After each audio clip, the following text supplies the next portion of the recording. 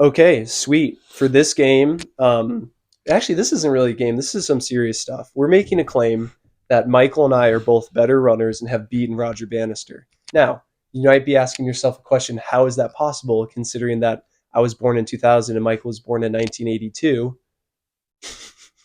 That's what he looks like to me. Exactly. Yeah, exactly. But anyway, 1954 May 6th, pretty famous date. Roger Bannister was the first person to ever run a sub 4 minute mile. And so you might be like, how we haven't raced him head to head. But here's the thing. Michael and I set out a challenge to try to put together a connection of links so we could beat Roger Bannister. Because here's the thing. Roger Bannister, for example, my start is in the Helsinki Olympics. He got fourth. He lost to Joseph Barthel.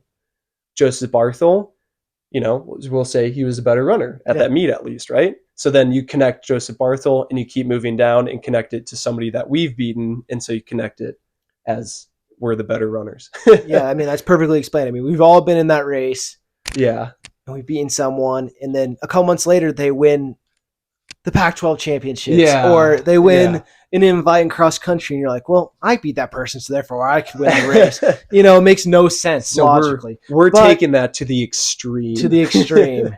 All right, so do you prefer me to start with Roger Bannister, or do you want me to start with myself? Let's start with Michael Mooney. I'll go from Roger Bannister. Okay. So you go So ahead. you can count how many steps it takes me while I'm counting. We're trying to see who could do it in less steps. So my first connection is beating Charles Hicks at the Arcadia Invite. Who? Charles Hicks. Ever heard of him? Stanford? No. Yeah, no, that's okay. That's okay. Wait, hold on. You beat him at what race? The Arcadia Invitational. I think that's what is that a college meet? No. So this is going back to high school. Oh, yeah. Oh, that's interesting. Yeah, you like to bring up Arcadia, don't you? Exactly. Yeah, exactly. All right, so then we're going to go in 2022 cross-country championships. Charles Hicks obviously beat everyone, but that's how I know him. He beat Ed Trippus, yep, who in 2022 at the BU 3K beat Ryan Hill. Ryan Hill beat Bernard Lagat at the 2016 I know USA those names. Indoor Championships. Nice. 3K. Nice. And then Bernard Lagat, hear this one, beat Kipchoge. Wait. In 2011. That wasn't in a marathon, was it? No, it was a 2 mile. 2 mile? Yeah, not 3,200? Kipchoge originally, he came up. Yeah, he was on the track. He probably, if you break down his range from, yeah, his range is ridiculous. It's insane. Was that indoor? No, it was at the pre-classic, so Diamond. Oh, okay. Got you. And so then in 2003, Kipchoge beat El Garouche. Another huge name. Yeah. Dang, you went through big names. Mine is not going to be this entertaining. And then if you go all the way back to the 1996 Olympics, Abdi Bile of Somalia beat El Garouche. Okay. And then which event? I'm going to assume it was 1500. Okay. Sorry. I don't have that one written down. For some reason. I have most of them. Yeah, just so he can't fact check and you then, on any of this. In the 1988 Olympics, Abdi Bile was beat by Sebastian Coe, my big good friend Seb Coe. Stop calling him that. He's been saying Seb Coe all day. And I go, you don't know him. It's Sebastian Coe. Okay, well, anyways, on to my next one. Then I have Olaf Beyer beating Seb Coe in the 1978 Euro Championship. The European Championships, yes. Going on from that, 1978, it's the same year, Thomas Wessinghage beat Olaf Beyer in a 1500. Okay. And then we go down to the 1979, so we're going actually back up a year. The IAAF World Cross Country Championships, John Treacy beat Thomas Wessinghage. And then I have Emil Putemans beating John Treacy in a 3K in Switzerland. You can't find the names of these results back. Yeah, that race totally happened. Right? Yeah. We have in a 5K, 1972 Olympics, Steve Prefontaine beating Emil Putemans. And then I didn't know that was his full name, Prefontaine. Same race, we have losing to Harold Norpoth. And then you all the way back this 8-year gap to 64. In the Olympics, Harold Norpoth beat Michel Jazzy. I don't know if I'm saying this right. Michel. French. I use that name too. Yazi. Jazzy. And then in 1956, Michel Jaji beat Bob McMillan, who in 1952 in a 1500 in the Olympic Games beat Roger Bannister. Nice. Wow. I think we thought this game would sound a lot cooler than Yeah. But if you think about it like this, I have beaten Roger Bannister through 1, 2, 3, 4, 5, 6, 7, 8, 9, 10, 11, 12, 13, 14, 15, 16, 17 runners. 17 connections? Runners, yeah. Oh, dude, I think I got you. Mine's 16. Let's hear yours. Okay. It's also probably worth noting. I mean, this might go without saying, but these are head-to-head races that you should theoretically be able to look up, Michael. Yep. Yeah. No, all these are through World Athletics. Definitely don't fact check me. My brain may have been scrambled. Yeah. There's no way he beat Charles Hicks. Yeah. There's no way. Okay. So I'll start the opposite way. So we have Roger Bannister breaking 4 in the mile. Flashback a little to 1952 Olympics, Helsinki. Roger Bannister gets 4th. In first place is Joseph Barthel. He wins. You know, fun fact, he was representing Luxembourg. Awesome. Isn't that interesting? Yeah. I think it's their only gold medal from the Olympics. But anyway, moving on. 1956 Olympics in the 1500, Joseph Barthel in the first heat. He didn't actually make the final. He gets 10th. Michel Jazzy, I also used him. He gets 7th in that race. And then moving forward 2 Olympic cycles, 1964, the 5K, we have Michel Jazzy getting 4th in Harold Northpoth, who I think you also used. Did use him. He got 2nd in that race. That was 5K. You want to know a fun fact? Uh-huh. Bill Dellinger was actually in that race. Oh. I tried to use him as a connection, but it didn't work as well. But anyway, Bill Dellinger invite, and I was like looking at the race result, like a classic Oregon man. Yeah, exactly. Anyway, go to a couple more Olympic cycles. 1972 Munich Olympics, the 5K final. We have Harold Northpoth got 6th, and Ian Stewart, Englishman, gets 3rd, gets on the podium. So then flash forward to the 1972, or sorry, I just did that one. Montreal.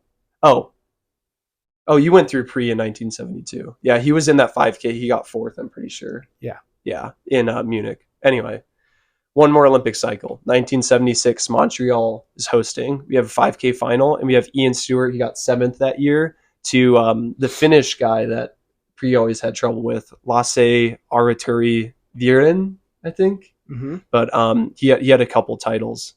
But anyway, we flash forward to the Moscow Olympics in 1980, the 10K, and Lasse Araturi Viren gets 5th place. And in the 3rd place is Mohammed Kadir. And then Mohammed Kadir, this is where I start going to cross country, actually. So pretty topical for this time of the year. But 14th IAAF World Cross Country Championships in 1986. They did the 12K. I don't know how they decide those distances, but he gets 27th.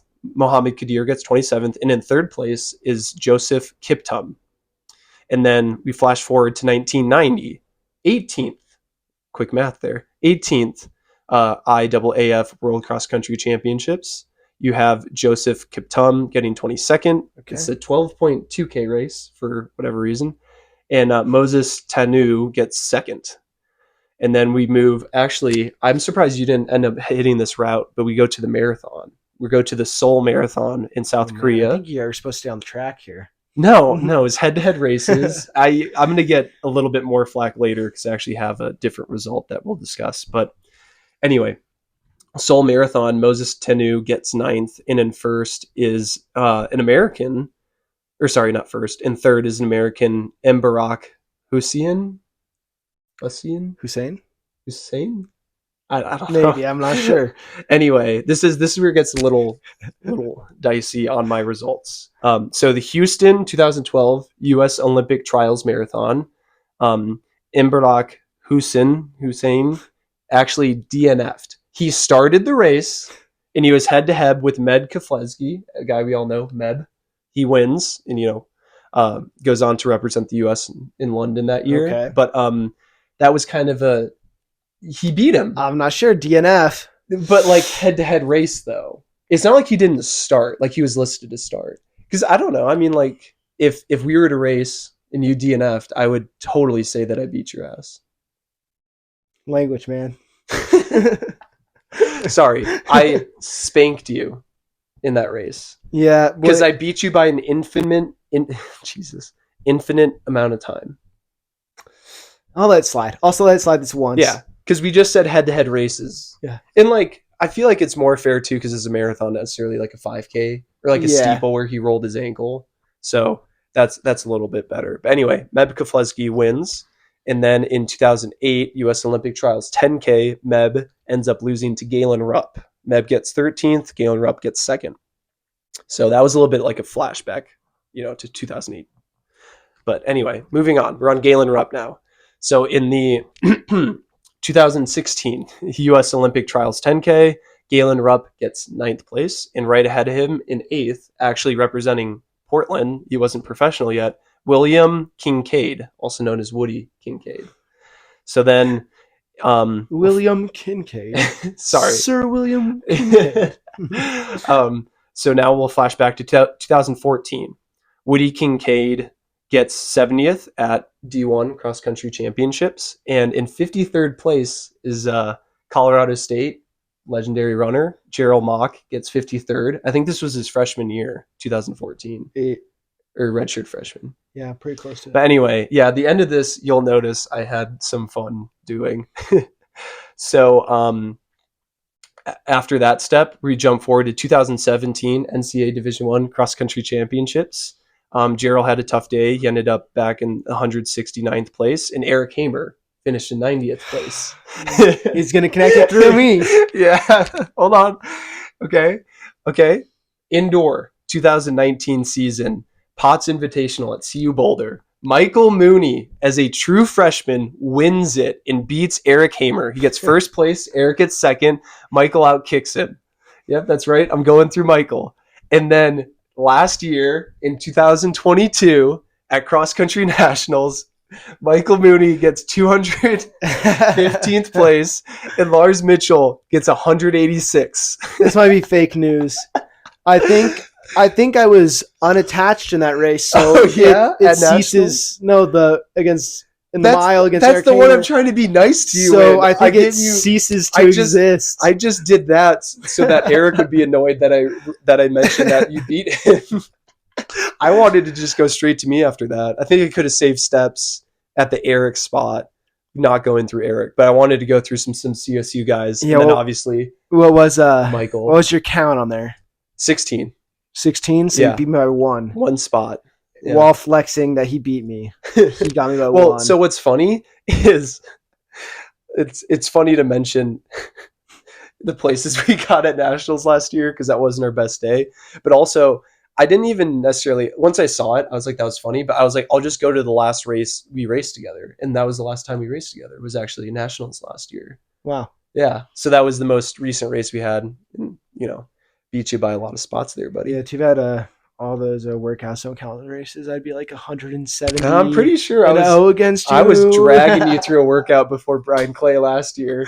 I was trying to let Michael lead some 400s, and he's like, "No, man, you gotta." And I'm a wimp. That's so not true. That's so not true. But anyway, so there's the story. That's how Michael and I are better runners and have actually beaten Roger Bannister, is through this meandering of 16, or Michael's case, 17 different connections. But to end it out, let's get one more dap to end Track Hack. All right.